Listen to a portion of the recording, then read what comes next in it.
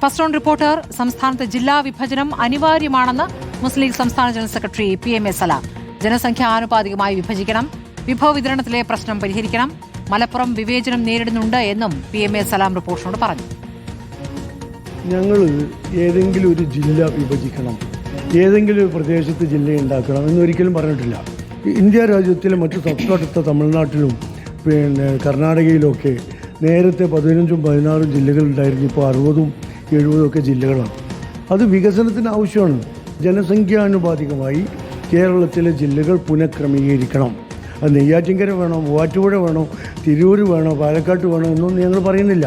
ജില്ലാ വിഭജനത്തോടൊപ്പം താലൂക്കുകളും വില്ലേജുകളും അടക്കം പുനർവിഭജനം നടക്കണം. രാജ്യത്തിൻ്റെ പുരോഗതിക്ക് ആവശ്യമാണ്. ജനങ്ങൾക്ക് കൂടുതൽ ആനുകൂല്യങ്ങളും നേട്ടങ്ങളും വികസനങ്ങളും ഒക്കെ വരാൻ വിഭജനം അനിവാര്യമാണ്.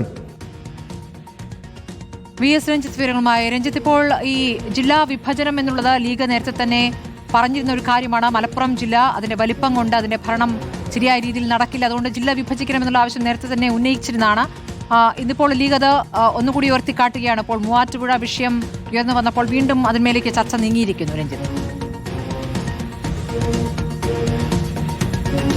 സ്മൃതി, തീർച്ചയായിട്ടും മലപ്പുറത്തിന്റെ പേര് എടുത്തു പരാമർശിക്കുന്നില്ല. പക്ഷെ തുടർന്നുള്ള സംസാരത്തിൽ അദ്ദേഹം പറയുന്നുണ്ട് പത്തനംതിട്ടയും മലപ്പുറം ഒരു താരതമ്യം ചെയ്തുകൊണ്ട് 10 ലക്ഷം ജനസംഖ്യയുള്ള പത്തനംതിട്ടയിലും 45 ലക്ഷം ജനസംഖ്യയുള്ള മലപ്പുറത്തും ഒരുപോലെ വിഭവ വിതരണം നടക്കുന്നു. ഓഫീസുകളുടെ കാര്യത്തിൽ, ജീവനക്കാരുടെ കാര്യത്തിൽ, അവിടുത്തെ ആനുകൂല്യങ്ങൾ ലഭിക്കുന്ന കാര്യത്തിലൊക്കെ പത്തനംതിട്ടയ്ക്കും മലപ്പുറത്തിനും ഒരേ പരിഗണന മതിയോ, പോരാ എന്നുള്ളതാണ് ലീഗിന്റെ അഭിപ്രായം. അതായത് എവിടെയൊക്കെയാണോ ജനസംഖ്യാനുപാതികമായി ജില്ലയിൽ പുനർവിഭജനം ആവശ്യമുള്ളത് അത് മലപ്പുറത്തുൾപ്പെടെ നടത്തേണ്ടത് അനിവാര്യമാണ്. ഇപ്പോൾ മുഖ്യമന്ത്രി പ്രഖ്യാപിച്ചിട്ടുള്ള ഈ കമ്മീഷൻ ഏറ്റവും സ്വാഗതാർഹമായ കാര്യമാണ്. UDF സർക്കാരിന്റെ കിരീടത്തിൽ ഒരു പൊൻതൂവൽ എന്നാണ് അദ്ദേഹം വിശേഷിപ്പിക്കുന്നത്.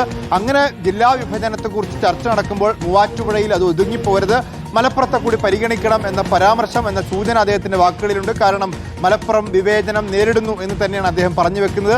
അത് താലൂക്കുകളുടെ എണ്ണത്തിന്റെ കുറവിലാണെങ്കിലും സംസ്ഥാനത്തെ സർക്കാർ ഓഫീസുകളുടെ എണ്ണത്തിന്റെ കുറവിലാണെങ്കിലും വിഭവ വിതരണത്തിന്റെ കാര്യത്തിലാണെങ്കിലും ഒക്കെ ഈ വിവേചനം മലപ്പുറം നേരിടുന്നുണ്ട്. അതുകൊണ്ട് മലപ്പുറം ഉൾപ്പെടെ ജനസംഖ്യാനുപാതികമായി സംസ്ഥാനത്ത് ജില്ലകളുടെ പുനർനിർണയം അത്യാവശ്യമാണ് എന്നാണ് PMA സലാം പറഞ്ഞു വെക്കുന്നത്.